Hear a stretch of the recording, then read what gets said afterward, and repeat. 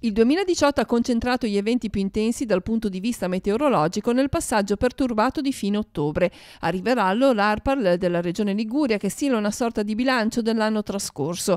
Il 27 ottobre, infatti, all'inizio della lunga fase perturbata che ha interessato la Liguria, si sono registrate cumulate massime giornaliere di pioggia tutte in stazioni della provincia di Genova. Cabanne di Rezzo Aglio ha raccolto 306,4 mm in 24 ore, Torria 302,8, Viganego 284,4. I numeri record tuttavia aspettano il mare e al vento. La mareggiata del 29 e 30 ottobre è entrata di fatto nella storia in virtù dei dati della BOA di Capomele. Alle 20:30 del 29 si è registrata un'altezza massima di 10,31 m d'onda, alle 23 una significativa di 6,41 m. Per quanto riguarda il vento, invece, il numero più significativo registrato dagli anemometri a Marina di Loano è di raffiche a 180 km/h, il più alto mai raggiunto dalle stazioni costiere, peraltro con vento da sud. Da segnalare sempre in costa i 171 km/h raggiunti alla Spezia. Altri due fenomeni hanno caratterizzato il 2018 meteorologico.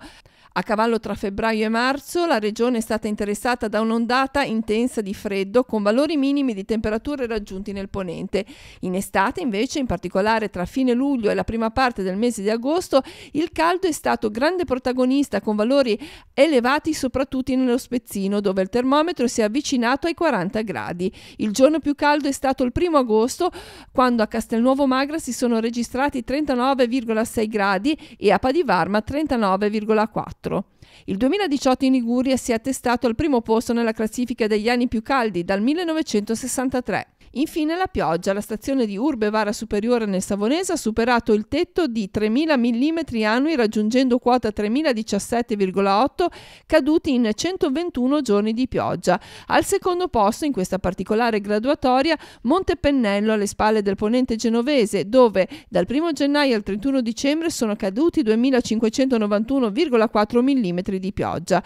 Il record dell'ultimo decennio tuttavia rimane quello di Barbagelata, dove nel 2014 l'accumulata annua fu di ben 4.181,6 mm.